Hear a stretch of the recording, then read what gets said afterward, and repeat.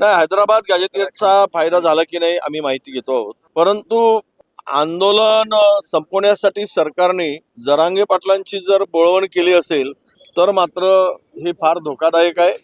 दुसरीकडे ओबीसींना भडकवायचं आणि एकीकडे मराठा समाजांना भडकवायचं आणि आपली पोळी शेकून घ्यायची. पण गॅजेटियरच्या संदर्भात सांगायचं झालं तर जो जे आर गव्हर्नमेंटनी काढला आहे त्यातून आता किती फायदा होतो त्यापेक्षा मराठवाड्यातील यापूर्वीच अनेकांनी ओबीसी प्रमाणपत्र मिळवलेलं आहे. ते तुम्हाला जिल्हा परिषदेच्या स्थानिक स्वराज्य संस्थेच्या निवडणुकानंतर महानगरपालिकेच्या निवडणुकानंतर दिसून येईल. म्हणजे ओरिजिनल ओबीसीचा वाटा कोणी हिरावला हे आता आज काही सांगायची गरज नाही. निवडणुकानंतर आपण बोलूया, त्याची माहिती घेईल मी आणि नंतर मी बोलणार. पण जरांगे पाटलांचं जे आंदोलन होतं ते संपवण्यासाठी जर त्या हैदराबाद गॅजेटियरच्या म्हणण्याप्रमाणे जे आर काढून जर फायदा होत नसेल तर मग चुकत कोण आहे? जरांगे पाटील चुकत आहे की सरकार चुकत आहे? चूक कोणाची यावर मराठा समाज विचार करेल.